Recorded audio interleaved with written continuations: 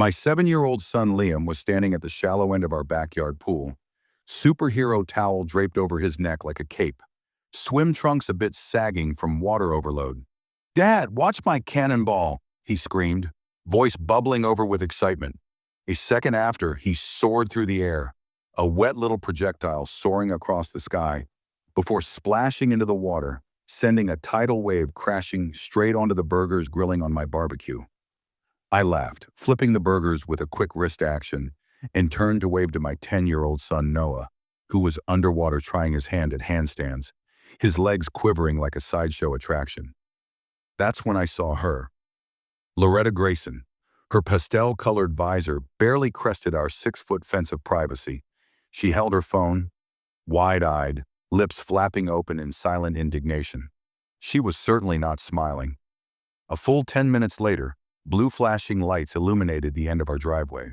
Noah, dripping wet, crept close and whispered, "Dad, are we in trouble for swimming?" It had begun as the perfect Saturday. After a seemingly endless series of rainy weeks, the sun finally appeared. My boys were abuzz, eager to regain the pool. The backyard was like summer headquarters, grill firing, scent of burned burgers wafting through the air, 90s tunes on the radio, water guns scattered all over the place, and a couple of floaties idling about the pool. All was well. Private, ours. The pool resided behind a solid 2-code fence on our independent lot. No common grounds, no playgrounds. When we did move in, I took care that all the paperwork, permits, inspections, even noise barriers was in order. No need for anyone to complain.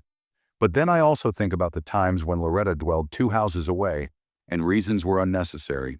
She was the HOA's self-proclaimed enforcer, holding the rulebook as scripture and herself as high priestess. She didn't just manage Cedar Hollow Estates, she patrolled it.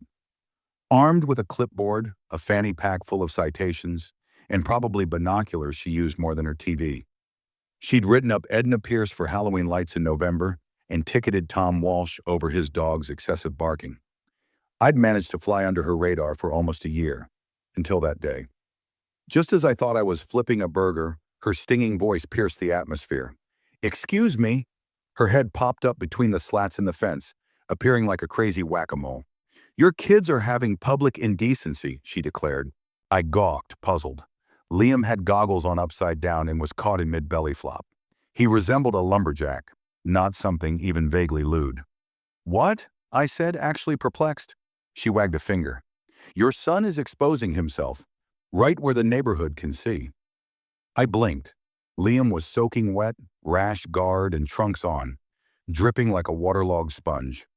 "They're kids in a pool in their own backyard," I said slowly, like perhaps she'd breathed too much chlorine. Loretta huffed and held up her phone. "I've taken photos for documentation. I've called the authorities." My jaw dropped. "You called the cops? On my kids?" Her voice became smug. "This is a family community.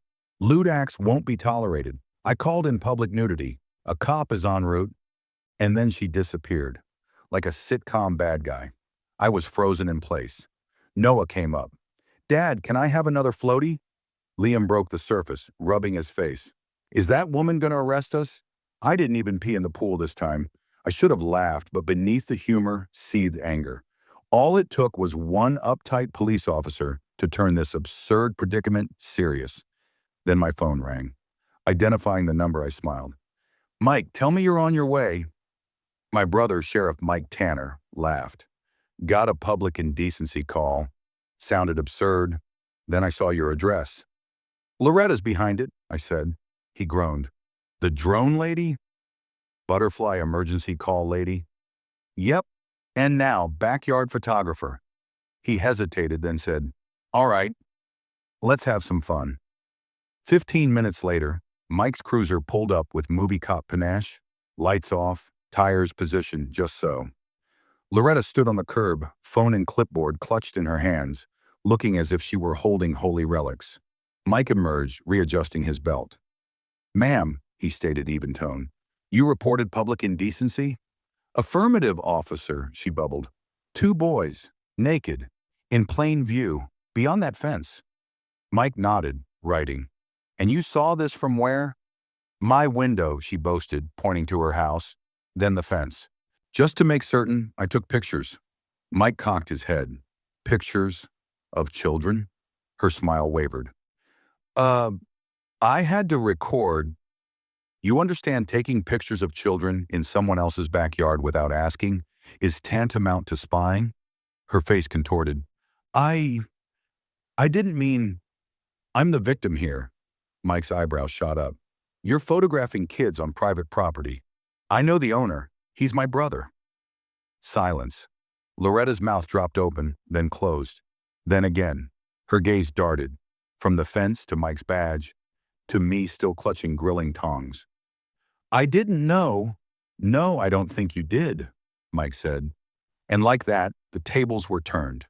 Loretta was no longer running the show. My boys, goggled and shirted and shirts stuck to their dripping chests. Mike surveyed them. They appear to be dressed in my opinion. He doffed his hat. Phone and nose in your own yard next time, please. Loretta stood back, visor crooked, deflated. Mike grinned. Are the burgers done? Just in the nick of time, I chuckled. I knew she wasn't finished, but she was clearly outmatched.